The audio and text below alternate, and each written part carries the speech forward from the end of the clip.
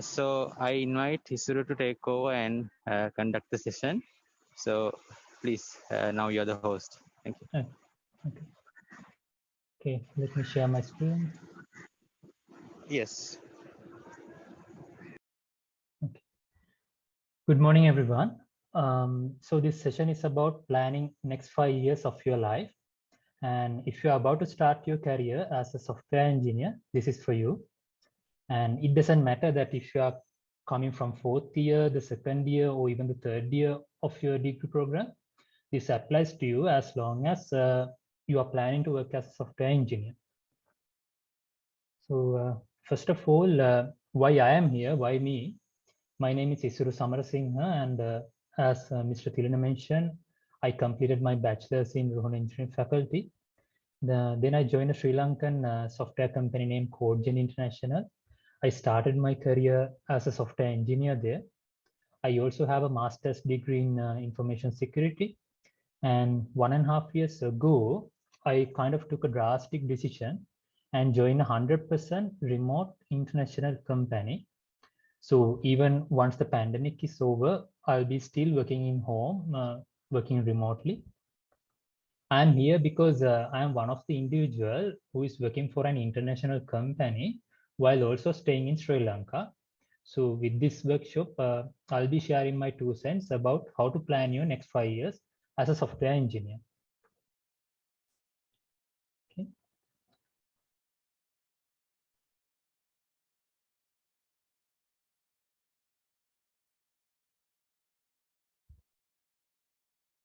Okay.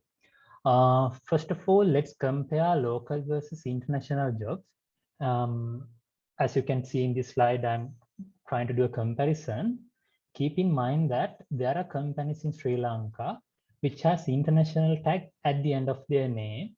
They might probably have a small office in a foreign country, but they are actually local companies anyway.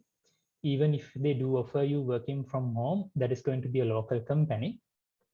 Also, when I say international, I'm thinking about 100% remote jobs, international jobs, which if you migrate to another country to do a job, I'm not discussing about that here because I'm not the perfect person to guide about that.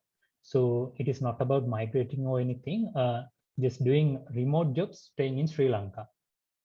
Here in the compensation, if you look at the local column here, there's a thing called EPF and ETF. So other than the salary, you might probably already know there's a thing called EPF and ETF.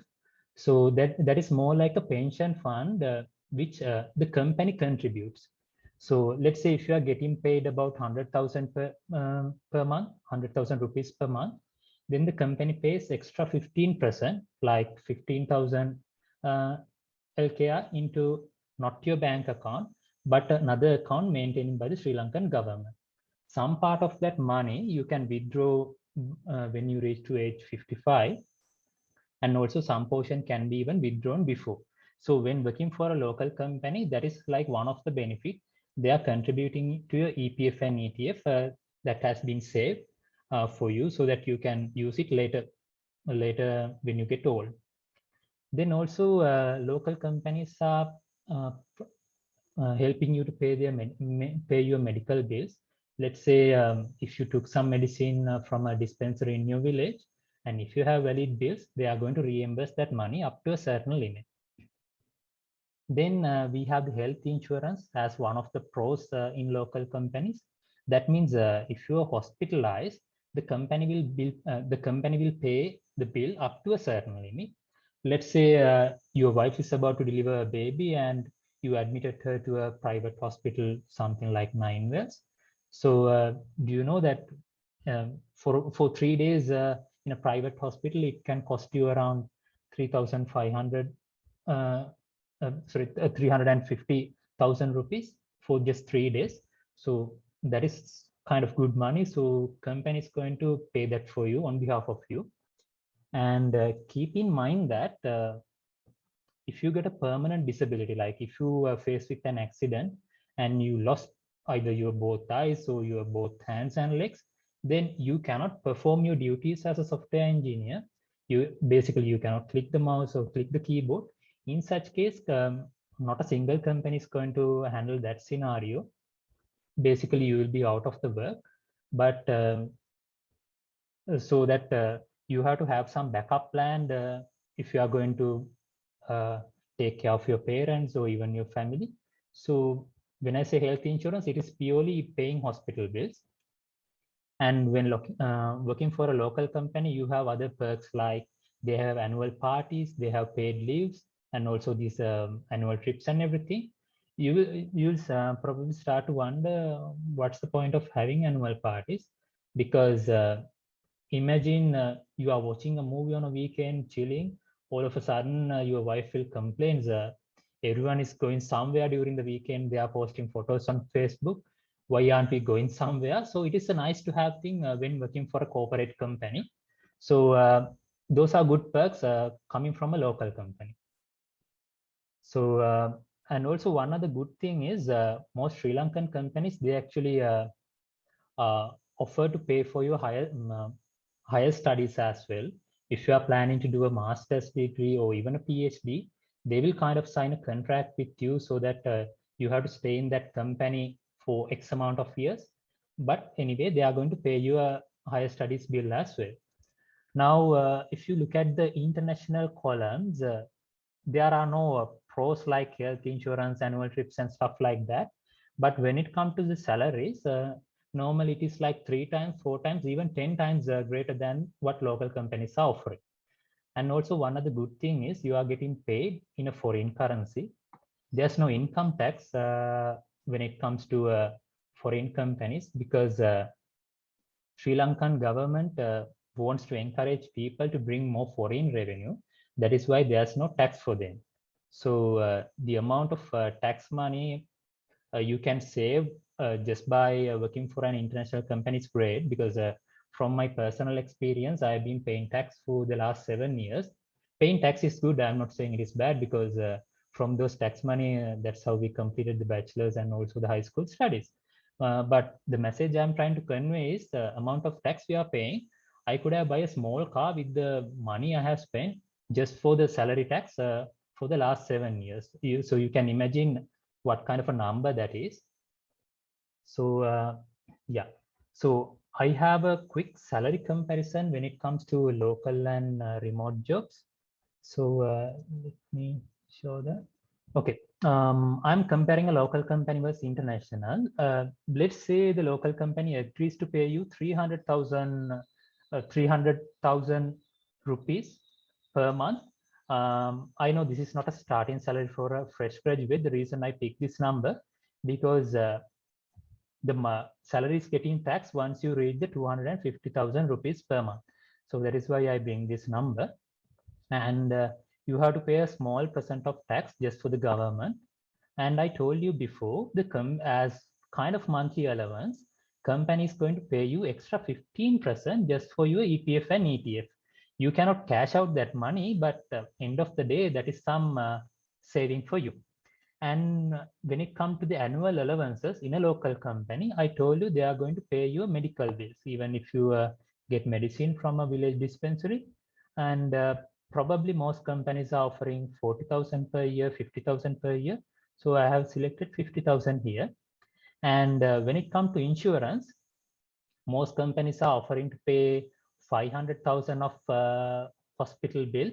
But in order to pay that 500,000, companies are paying close to 40,000 rupees for a third-party insurance company. So that will be handled by an insurance company. So you are getting another 40,000 annually, kind of a benefit. You cannot cash out this money, but this is a nice to have when there's an emergency. For even an annual trip, they are allocating about 35,000. Probably they will take you to a nice 5-star hotel once a year. Also, there will be an annual party, probably in some posh hotel in Colombo. So I have added another 5,000. And keep in mind that even if you start working for an office-based job in Sri Lanka, probably they might ask you to work on overnights once you go back home, also in the weekends. So you need to have a backup internet connection in your home. So I have utilized some expenses here. Every single day you have to go back and forth to your company. I have allocated some money for the fuel. So you will see this is my annual pay. I have multiplied the basic salary by 12 and adding all this and subtracting all this. This is my annual pay. And one good thing to note here in Sri Lanka, if you consider a given year, there's about at least 50 government holidays like Poya days, New Year holidays, even Christmas and everything. And normal Sri Lankan companies are offering another 28 days of leave. So you have total of 43 paid leaves. Even if you are not working on a Poya day, still they are paying for you. So the total number of working days, we have 52 weeks per year, and every week you are supposed to work 5 days and multiply by it and then subtracting this number of leaves. For a given year, you are working 217 days. So if you do the math, probably you won't be doing this math whenever you are in the university, but keep in mind for a given day, a company is paying you 1800, sorry, pay you medical bills, no insurance, you have to manage them by your own, no annual trips because end of the day you are working in home, no parties, and probably internet bill is higher because now that you are full-time working in your home, there will be a slight increase in your electricity bill, and probably you have to manage your own insurance, like what would happen if an emergency comes up. So probably this kind of an insurance package of 40,000 per year, maybe you have to pay it by monthly basis. That's why I'm dividing it by 12. So these are the expenses you have to bear when you are working for an international company. So your annual pay is going to be somewhere around 3.4 million, and there's no leaves when you're working for international companies. Most international companies are US-based ones. If you look at the US calendar, they don't have a single POE day in US calendar, not a single holiday. When I check last time, most US citizens, they are working like every day, every working day in a week, and they might probably take 2 weeks of vacation. So whenever you are working for a foreign company, probably you kind of have to work mostly every 5 days in every week. So closely you will be working 260 days per year. So as you can see, your per day pay is kind of less. And when comparing the annual pay, yes, there's a drastic difference because by looking at these numbers, seems like doing a local job is profitable.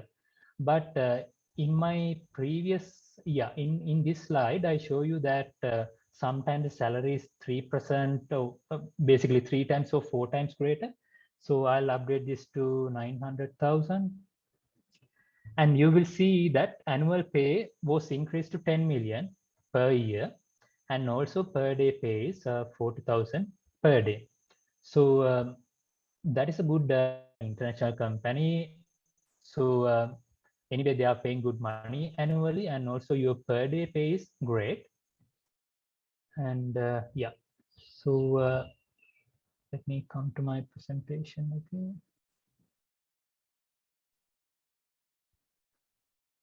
Then I have another increment calculation with me. So if you come to this increment calculation section, normally once you get the job in a local company or a foreign company, let's assume the local company agrees to pay you 300,000 euro rupees every month, and the foreign company agrees to pay an equivalent amount like 1,600 USDs per month. So if you look at the USD versus LKR graph from the central bank, let's assume you started your job last year, this month in November. You can see $1 is equivalent to 184. I have put a 185 here. And one guy is working for a local company, the other person is working for an international company. And the pandemic happened last year. And so that this is the salary in LKR, this equivalents to 300,000. This also equivalents to last year, this also equivalent to 300,000. So when it comes to rupees, more or less they are the same. And after 1 year, local these are some of the excuses normal local companies are giving you because the pandemic happened last year. They might probably say, okay, we didn't perform great last year. We had so many losses. The pandemic happened. A lot of our clients, we lost a lot of our clients. So normally we will give you 25,000 every year as an increment. This year we cannot afford that. So instead we will be paying you like 20,000 this year. And after 1 year, like today, now that your salary is 320,000. In most foreign companies, like when they are paying in USD or in another foreign currency, um, they don't have much increments as per se because their currencies are strong. Their common argument is that our currency hardly depreciate. So whatever we were paying you last year, you can basically manage with the same amount this year. If you want a higher raise, you better apply for a promotion. That's normally what they are saying. So this guy who is working in the international company, he doesn't get any increment. But as you can see in this LKR graph, not this one, I'll take today's rate, 201. So today $1 is 201. And eventually, even without getting a promotion, getting an increment, this guy is earning more than the person who is working for a local company. Why I am saying this? It is a known fact. Rupee is depreciating every single day. And maybe you could have buy X amount of goods last year for 300,000. This person also was buying the same amount of goods. Bare minimum. It doesn't even match the depreciation. But if you are earning with a foreign currency, even though you don't have a increment last year, but still you can survive because I know the goods are getting the basic goods prices are getting increased. But since those foreign currencies are also getting appreciated, you can still survive without a problem, even without having a increment as well. So that is one other point to consider when it comes to salaries, like increments and everything, when we are comparing them between a local company and a foreign company. Okay. Now the probably the next question is going to be like, what are the companies I would recommend? I cannot recommend any company because that is not my job, but I can give my experience because I have worked in few companies. I can probably give my experience about the companies I know. So these are some of the for local companies. I have picked 4 here, which I know better. I have friends who are working in those companies. Whatever those salary ranges, extra benefits I explain, more or less these companies are offering. And when it comes to international companies, probably you might be interested in that as well. I'm working for Crossover, which is a US-based company. And there's another company called Turing, which is offering pretty good wages, as I explained earlier. But there's a small note to consider there because even though Turing is kind of a US company, they are expecting if you are planning to join there, they are expecting you to have an overlap with the US based time zone. So probably you have to work quite early in the day, start working at 4 a.m. in the morning, or maybe you have to start working at the evening and complete your work at 1 a.m., 2 a.m. at night. So that is one issue about Turing. But other than that, they are paying pretty good money for the engineers. Then we have TopTal, which is another company. It is not a US-based company, but they are offering various jobs in various countries. And finally, we have Stack Overflow, not the website. In Stack Overflow, there's a section for jobs. I have friends who have found very good opportunities using Stack Overflow jobs. There are job advertisements. And I have few friends who found jobs from Malaysia and Singapore. But if you are going with that path, keep in mind that you are not working for Stack Overflow, you are working for certain companies. Stack Overflow is the provider for those advertisements. And those companies will try to bargain you to pay in LKR because that is profitable for them. not profitable for you. So if you ever come across with a Stack Overflow job, keep that point in mind. That is one thing to consider. Okay. Now that I discuss about the local jobs and also the foreign jobs, and in order to get selected to one of those companies, because I know all of you are undergraduates, and probably you might have some internship period uh, that might have been conducted by the university. But landing the first job is hard. And what is expected to land the first job? So you will probably ask what technology should we learn and stuff like that. Okay. In order to secure a job in one of those companies which I explained earlier, secure the first job, either it can be local or international. As a fresh graduate, if you say you have hands-on experience with machine learning, artificial intelligence, probably they won't take you seriously, because one of the good reason is those are like hype technologies these days. Even those companies doesn't have good portfolio when it comes to AI and stuff like that, but they will brag about, okay, we have AI products, we have machine learning products, but end of the day they are kind of proof of concept. So if a fresh graduate says, okay, I have this many experience with university projects, they won't take you seriously. Instead, I'd recommend you to learn basics.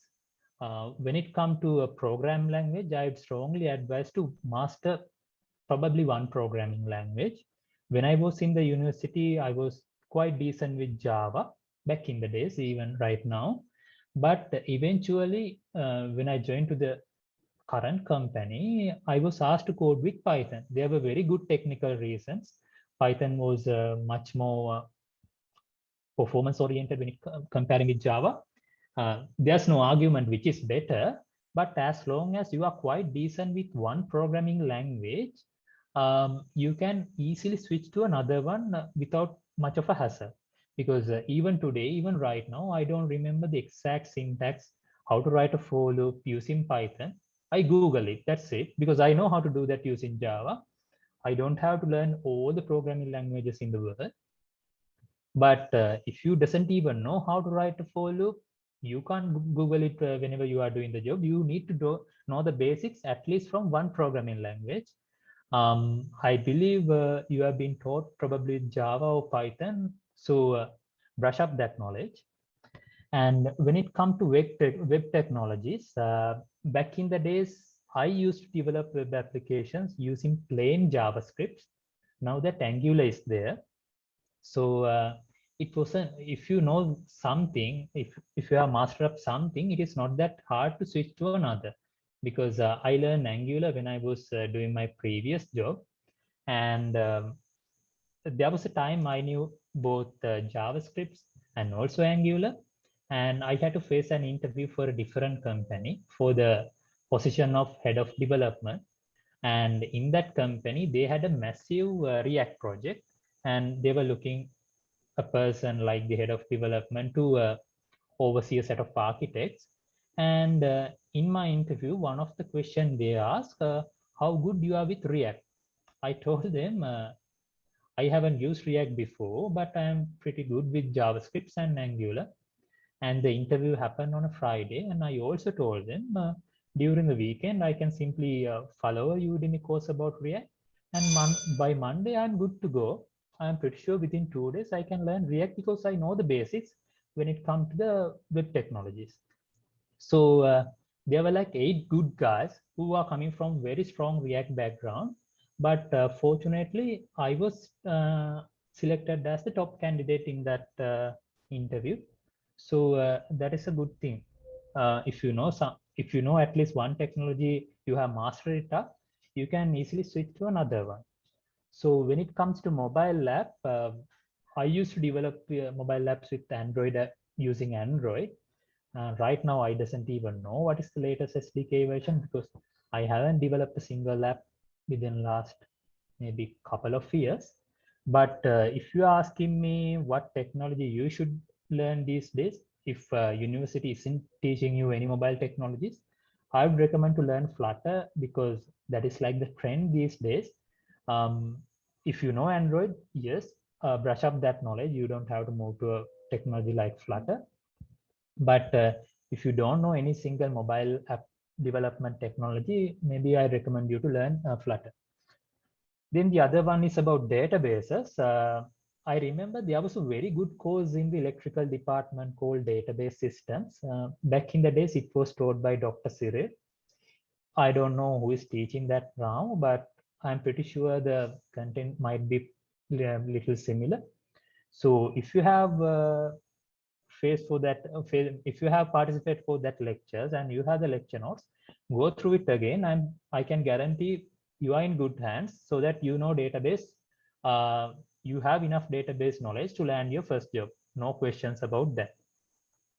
And yeah, so try to learn the basics in order to land your first job in these technologies.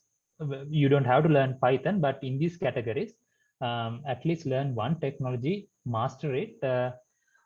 Probably you might ask another question like, why do I have to learn mobile apps if I don't have any interest? Because we don't know. Landing the first job can be tricky. Probably you might get a better offer from a company who is building mobile applications. In that case, it is nice to have. You can't go and brag and say, okay, I'm a guy with web experience. That's what I did mostly in my universities. It is good to be a jack of all trades. Whenever you are landing your first job, you should know like almost all these categories. That is my recommendation.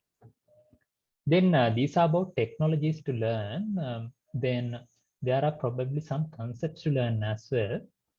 So when it comes to the concepts, I'd strongly recommend you to, I'm sure you had a data structures and algorithm lecture, algorithm module in your program. So probably brush up that knowledge. And for your first job interview, they will probably ask a data structure and algorithm question. For example, I had a similar question during one of my interview. I got a question like, okay, we are going to give you an array of string. There can be duplicates in this array. How you are going to remove duplicates, and also I need this array to be sorted alphabetically. One way of doing that is writing two for loops. That is one way. One loop is to remove the duplicates. The other one is to do the ascending order. If you are pretty good with data structures, so I was explaining about an algorithm solution. If you are pretty good with data structures, there's a tree set. There's a data structure called tree set in almost every programming language. You can simply say, okay, I'm going to add all the elements in the array to a tree set. So out of the box, this is a set. It is removing duplicates. And since it is a tree set, it is automatically ordering the elements into the ascending order. This is one of the interview question I got. When I was a software architect, you can imagine the questions they were asking. Even from a software architect, they asked me this kind of a question. So then the next one is design patterns. So the reason I have posted a small picture here about the head first design patterns, that is one of the book I highly recommend, because when I just pass out from the university, I applied for a position in WSO2 for a software engineering position, and I was interviewed by an architect. So I had read this what do you call this book, and mostly about singleton and factory design patterns. So during my interview, because I wanted to let the interviewer know that I am good with design patterns, I'm pretty sure there was a lady who was an architect. She might have known better than me. And during my interview, I casually said, okay, during the university, we built a web application and we were heavily using design patterns. And then the next question she asked, okay, give me an example. What did you use? I told her, okay, I used the singleton and the factory design patterns. And she gave me a whiteboard and also asked me, can you write the code for the singleton design patterns? I know that by this time, I have gone cover to cover of this book about the singleton design pattern. It was an entire chapter. I know every tiny detail about the singleton design pattern at that time, even right now. And then she was asking me some trick questions like how you are going to make the if the singleton design pattern was accessing by multiple threads, how you are going to manage concurrency. And I pretty much read the book. I know all the answers, and I got selected for that position as well. Unfortunately, I didn't accept the offer. But yeah, as a fresh graduate, I was able to answer for those questions as well just by reading this book. There can be others, but this is one I recommend. And also, you should know a little bit about network fundamentals. Probably you might ask, should we follow a CCNA course? That might be an overkill. You don't need that kind of network knowledge, but it is a nice to have. Even I followed a course back in the days during one of my internship period when I was working in Colombo. Yeah, I followed a course like that. So we are good with the networking knowledge as well. Then the next question is mathematics.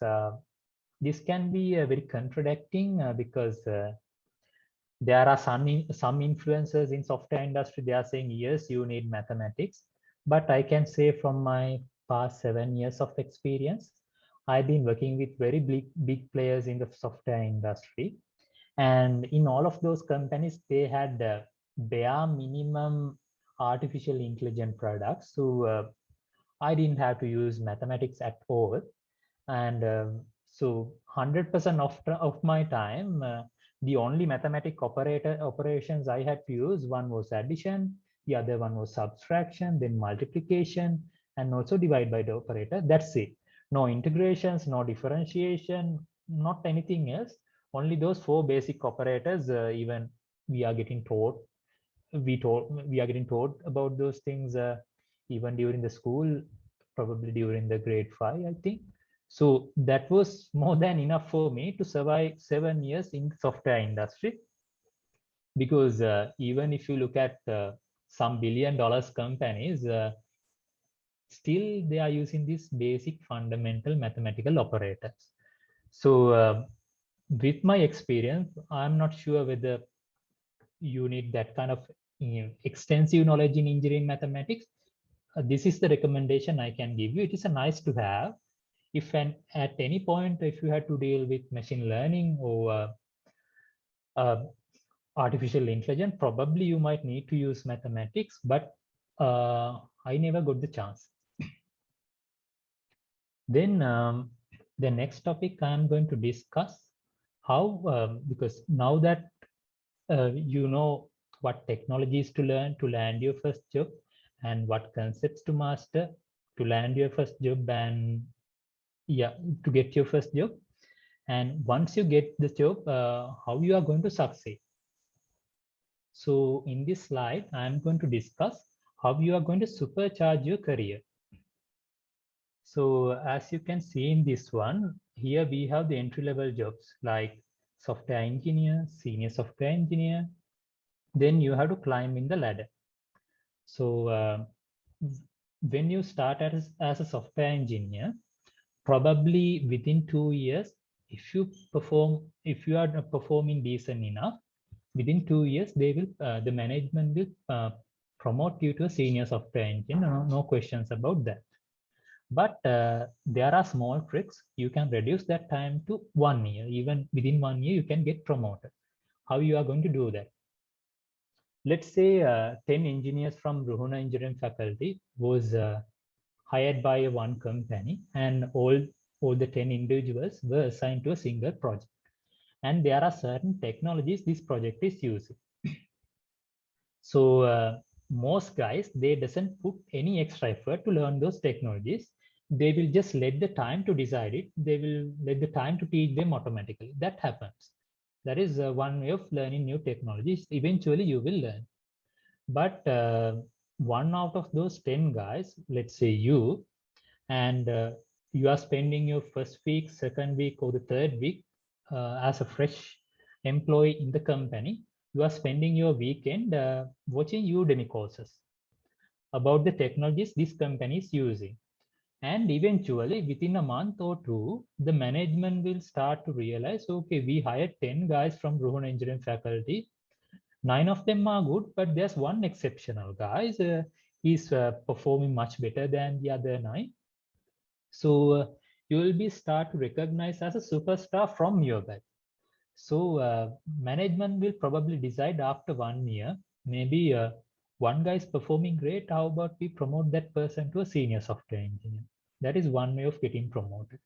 Or maybe after the second year, if they have company policies and stuff like that, when all the 9 guys are getting promoted to the senior software engineer, they will decide, okay, there's one special case who know the technology stack quite well. We should do something for that person. So probably you will be promoted directly to a technical lead or an associate technical lead, but not for software architect for sure, but not the senior software engineer, probably the next level. You skip one step and straight away go to the other step. That is one way of getting promoted. And keep in mind that either you are getting promoted to a senior software engineer or a tech lead. One of the recommendation I can give you, keep learning. Just don't think now that the university studies are over, now this is happy times, I can just relax my time, because there are plenty of courses in online websites. One of the thing I personally follow is Udemy. Try to do at least one course per month. Try to do that.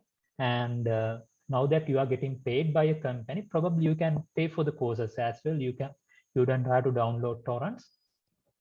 And whenever you are completing these courses, they are going to give you a free certificate, some online URL, so that you can post it in Facebook or LinkedIn, just to brag about yourself. Because just to brag about you, that is okay, because you have completed the course. It is okay to post it in somewhere, so that senior management in that company will start noticing, okay, there's one guy completing course by course every month.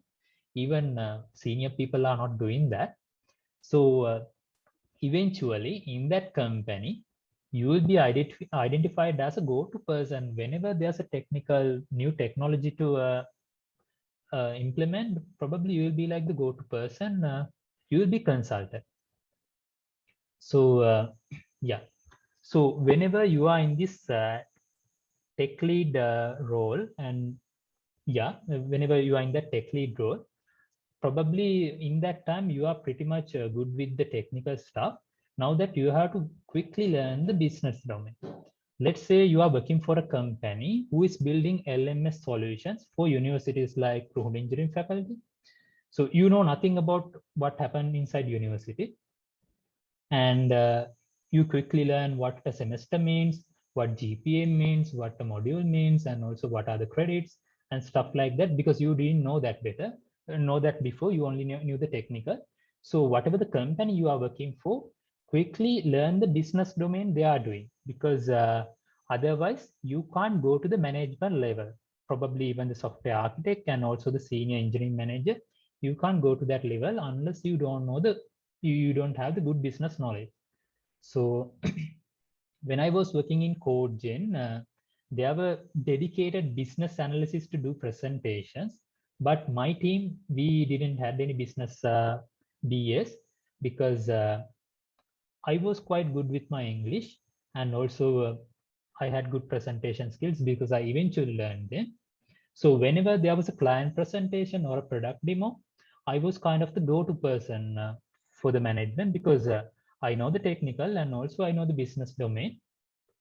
Because yeah, also I was sent to multiple countries just to do product demonstrations, because from a company point of view, instead of sending one business guy and one technical guy abroad, that is expensive for them. So if there's a person who is capable in both of them, that is profit for them. They can just send one person there who can answer both the business and the technical questions. So whatever the company you are working on, keep in mind that right after you hit the tech lead mark, or maybe before, learn the business domain so fast, otherwise you cannot grow in the ladder. And whenever you are in the technical lead position, if you are super technical, you will be promoted to the software architect. That is also another technical position. And some guys just stuck in this role. They cannot climb the ladder here. That is because one of the things they normally say, I'd like to code always. I don't want to manage people. So they are not getting all those benefits like foreign tours and stuff like that, because they are pretty much good with coding. There's no necessity of sending someone like that for a foreign trip to do a business demonstration, because they haven't improved their English skills or even the presentation skills, but they are very good programmers. Their value lies as long as they are doing coding in front of a desk. So over the time, those people can get frustrated because all the young guys are having fun and we are just left to do the code only. So there are guys who doesn't like to do any management at all. They are comfortable with this zone. But my advice is, if you are to take more responsibilities, earn higher salaries, you have to learn the business, and also you have to learn how to manage people, and you should get promoted to the next position. Okay. And one of the some of the points I can give you, I told you at least try to follow one Udemy course per month. And when you come to managing people in these positions, probably you will get you will forget the touch of doing coding. So there's a website called HackerRank. There are so many algorithm data structure related problems. Try to solve at least one problem per week, just one. It is not that hard. Probably you have to spend 1 hour every week. So try to solve one problem every week, so that even if you are a manager, still you know how to code, and basically you have the touch of doing the coding. Then sharpen up your English skills. You don't have to have a British kind of accent, but as long as you can present your idea in a very nice way to someone, that is enough. Then if you are planning to promote from this level to the management, senior management like engineering manager, vice president, even the enterprise vice president at some point, it is nice to have an MBA. And probably you will ask, do I have an MBA? No, I have a master's in information security. That is another technical second degree. But I didn't know that before, because I had to learn the management skills the hard way. But find a good MBA from Sri Lanka who is actually teaching you management stuff, not just getting your money and teaching you something and giving you the degree. So that would be really helpful when managing people. That is another art you have to study. And one more tip to quickly basically supercharge your career, quickly grow in this ladder, transition from development position to management role as up.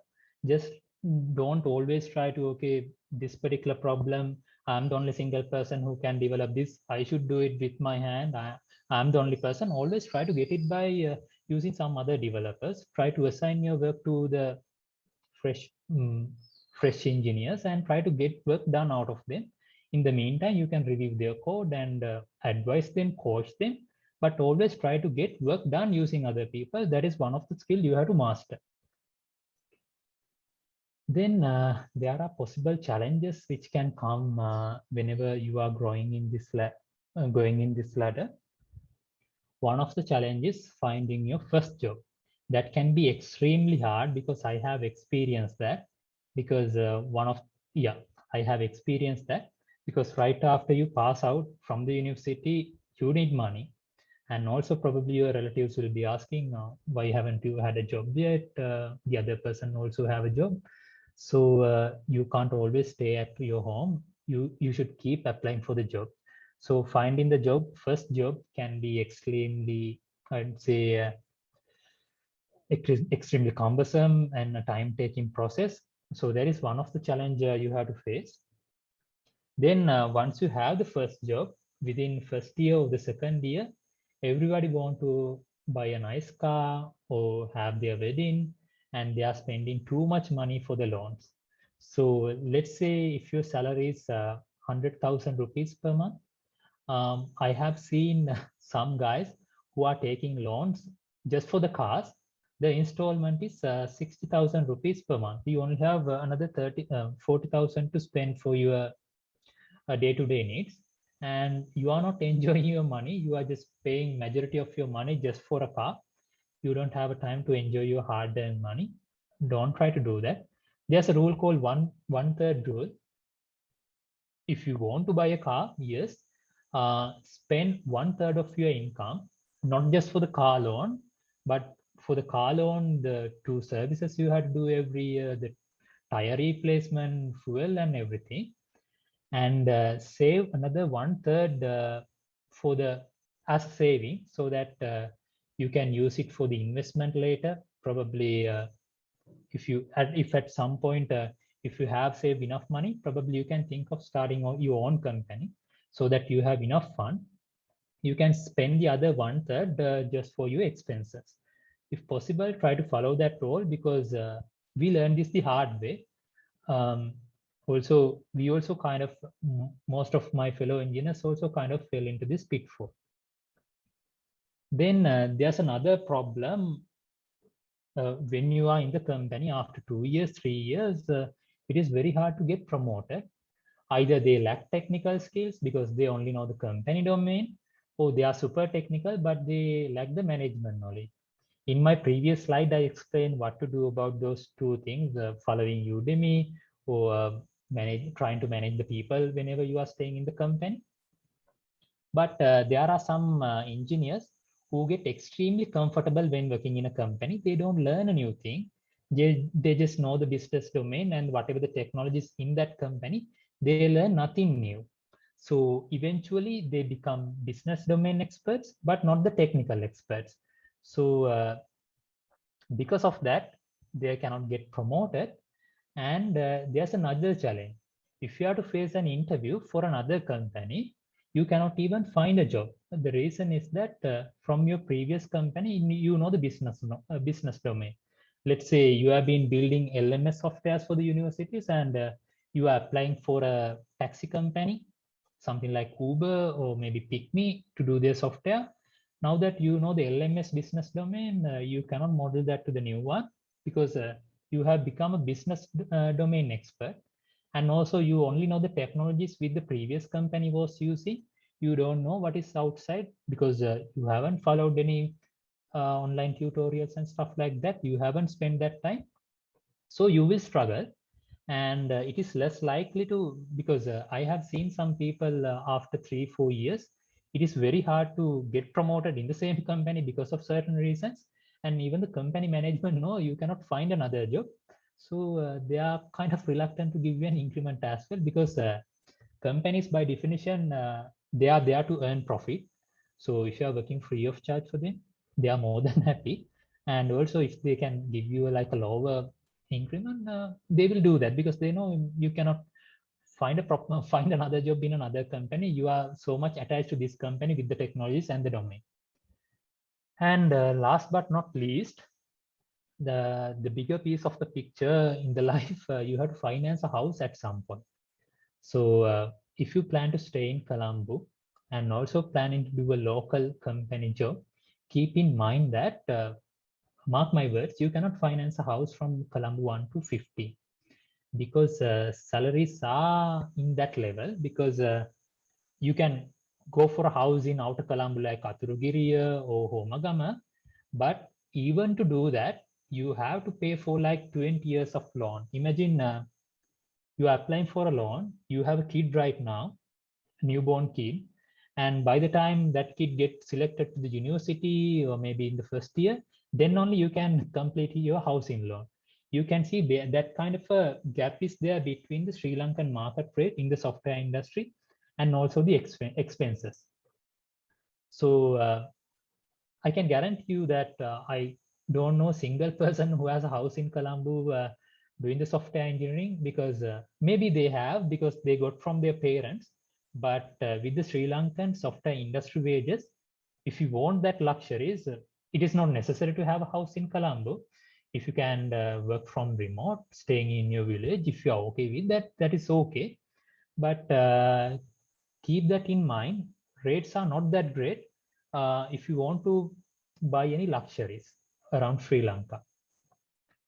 Okay, so those are like challenges to come. Those are like challenges I have experienced with my life. Probably, I think you can get something out of it.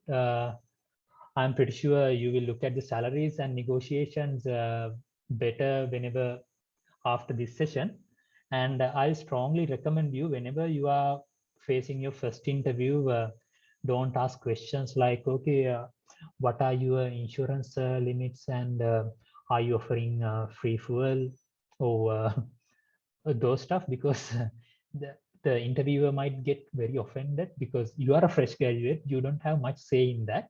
But whenever you are landing for the second job or the third job, yes, definitely you can ask those questions, like they will say, okay, we are going to offer you this much. You can probably say the previous company's insurance is this much. What is your insurance? Because mostly they are not exposing those details. You can bargain in the HR meetings about them, because end of the day, that is a one single package. We are not discussing about the packages. We are just purely focused about the net income. That's it. So don't do that in the first job interview. But if you really want to know that, don't ask them from the HR. Don't ask them in the HR person from the interview. Probably you can find a friend in those companies and ask from them. That is one way of getting that done. And I think we have 6 more minutes left. So good luck with job hunting. And if you have any questions, you can raise now. Or maybe you can message me on LinkedIn. I normally reply. Yeah, that's about the presentation. So any questions?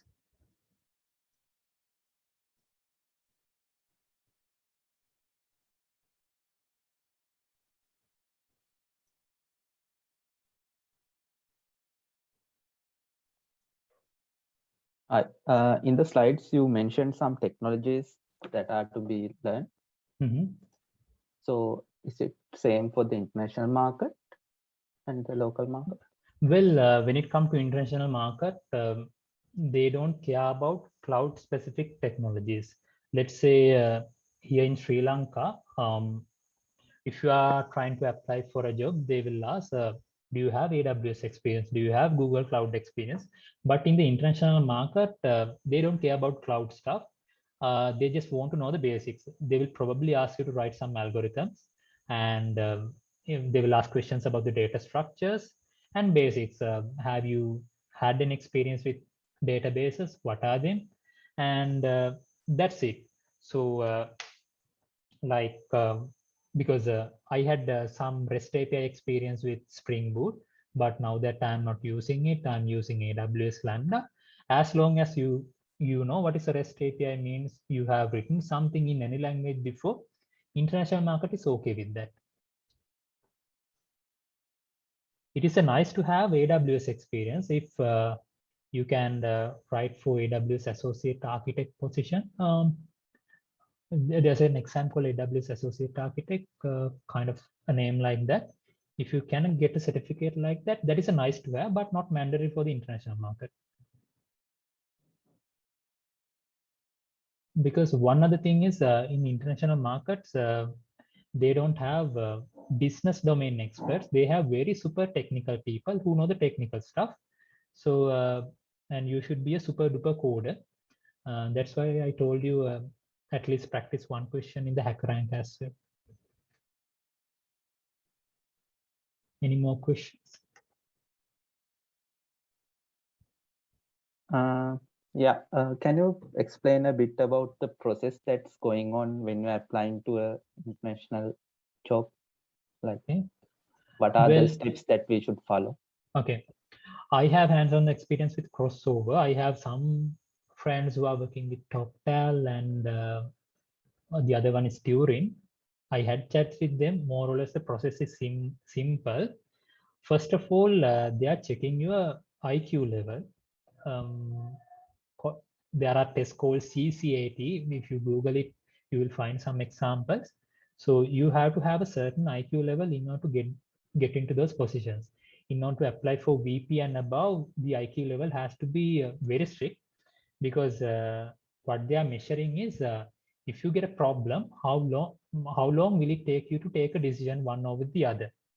So anyone can take the decision, but what kind of time it will take you to take the decision. So first of all, there will be always an IQ test.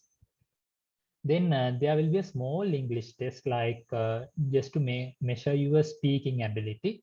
you will be given some sentences. You just have to repeat it. You have to speak them, record them, put it to one of their service using some machine learning technologies. I think they are scanning it. And if you are little decent with English knowledge, because they are not expecting you to be a customer face employee. You are supposed to write programs mostly. So English doesn't have to be super good, but if you can manage, that's okay. Then probably you will be given 3 or 4 algorithm questions. Even I got like 4 questions. Within 1 hour, I had to complete 4 algorithms. One of the example I gave you, like I was given an array of string. I have to remove the duplicates. I have to order it by ascending order. So such kind of 4 questions I had to complete within 1 hour. Then probably you will get an interview. And in the interview, AWS, Google Cloud are nice to have experience, but not mandatory. Even in the interview, you will get another algorithm question similar to the one I explained before. And they will actually measure if there's a real person at the end of the other computer. They want to have a casual chat with you, and then you are hired. And keep in mind that when working for remote companies, you don't have such security like in Sri Lanka. Here in Sri Lanka, there's a physical office, but when it comes to remote, there's no such thing. Even you can get fired with a very short notice. Here in Sri Lanka, if the company wants to fire you, either they have to give you like 1 month or 3 months notice period. But when it comes to cloud companies, the notice period is something like 2 weeks mostly. That is like the standard practice in most countries, probably in US. The notice period can be 2 weeks to 1 month. So there's that risk is there. But when it comes to the cloud wages versus the local wages, there's a significant difference. And also the learning, you will probably learn 5 times better compared to a local company, because every single day you are getting new technologies, not the business domain mostly. So eventually you will become a super duper technical person when you become a software architect. But after that, you need to have some management skills and some business domain. That is mostly about the interview process. And it is pretty much similar for the other companies as well. I actually once found a company from Stack Overflow as well. It was a company in Japan. They were also paying pretty good rates. But the problem was they were not paying in the currency in Japan. They were offering me Sri Lankan rupees. So that wasn't a good deal for me. So I rejected the offer last time. But anyhow, I selected through the interview. And throughout the interview, they were mostly asking the technical questions and asking me to write algorithm and stuff like that. Even you can find jobs like that. Yeah, one last question from me. Like, like by experience, the things that we learn in the campus, right? So it's not highly focused on computer science. So what would you recommend? Like, these are software engineering jobs that, like being a fresher, what is the most keen thing to have, like to learn and be prepared on to get the first job? Well, when I was applying for the first job, no, not the first job, when I was in the internship period, I had a few colleagues from few interns from other universities, from Peradeniya and Moratuwa, even from the UCSC. They had dedicated computer science programs. So I was starting to think, okay, these guys knows better than me, because 1/3 of our time will be spent for the electrical stuff and electronic stuff. 1/3 of our knowledge is about computer engineering, but they also have similar modules for them. They also have to follow civil engineering, I think, in the first year. So there's no such thing as they are better than us. Whatever teaching in university, that is bare minimum to land a software engineering job. But you need to have passion. Just following the university course is not enough to land a job. You have to spend your weekends, you have to spend your nights, maybe doing your pet projects, so that you have hands-on experience. Do whatever you do, so that in the interviews you can say, okay, I have developed a library management system, and that is running in my village in a small library. That is a working proof that you have built something. When I was facing interviews, I had couple of Android applications in the App Store, and I show my mobile phone, look at my apps. I have this many number of users using my apps. Yes, obvious there are bugs. There were reviews that it is crashing all the time. There were bad reviews like that, but I have working proof that I have done something. I could show them there. So for your interview, if you can prepare something in your CV, if you can put a link like to a mobile application or a nice website, not a WordPress website you have built, but actual web application you have built, not a simple static site. If you can link to some proof, that would be a nice to have. Definitely, you will get landed the job. So that is what I can say about the course materials. Don't forget about, don't think too much about the course materials, because university is offering the basics. That is more than enough. And then you have to brush up your knowledge. Everyone has to do that, not about Corona, even the other universities as well.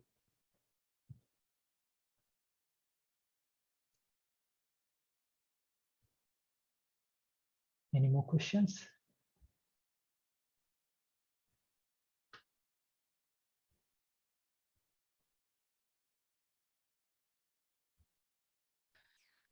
Excuse me. So like so we have currently there's trend to have like certification. That people have tend to like do CCNA certification, AW certification, RHCSA. Like we need to certifications, right? Is there any must to do that in order to get through that interview? Okay. You wasn't quite audible. I believe the question is, should we do certificates, right? Like CCNA and stuff like that. Like, there's a trend like most of the guys like doing TCNS, RHCSA, like those certifications. Like there's a trend, and should we do that in order to get through the interview? Like, is No, uh, for non-software, basically, even during my internship, I also completed the CCNA program, completed the program, but I didn't set for the certification exam because it was kind of expensive at that time during the internship. And I somehow in my CV I put, okay, I have followed the CCNA course. That is enough, because for a position in a software engineering field, you don't need extensive knowledge in networking. There are dedicated people to do that. You don't get to config servers and stuff like that. Even the current trend is having serverless computing in most clouds. So having CCNA kind of network certificates is not a must to have. But I would recommend you to, there are other things to learn. You don't go, you don't need to go too much about networking.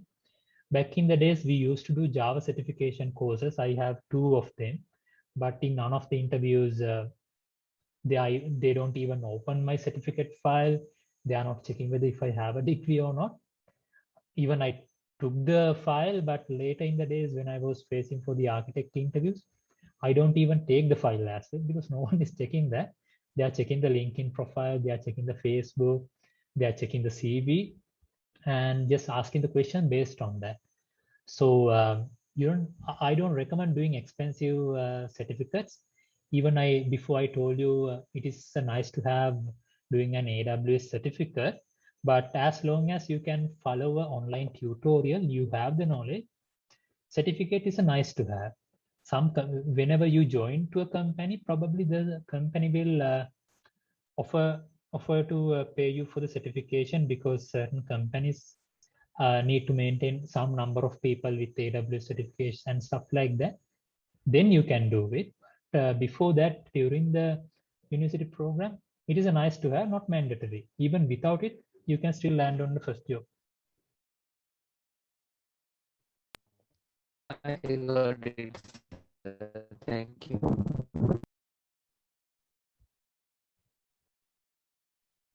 Any more questions?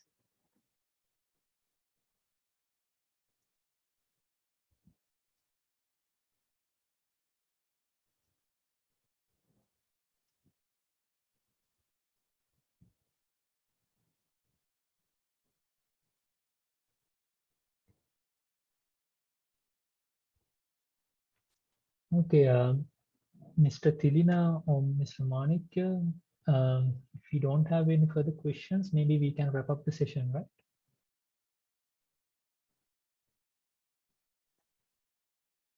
Yeah, let's wrap it up. Okay, then. If you have further questions, drop me a message on LinkedIn. I'll be mostly replying you on the weekends. I'm mostly busy during the weekdays. So yes, any questions, feel free to ask. Okay, then. Thank you.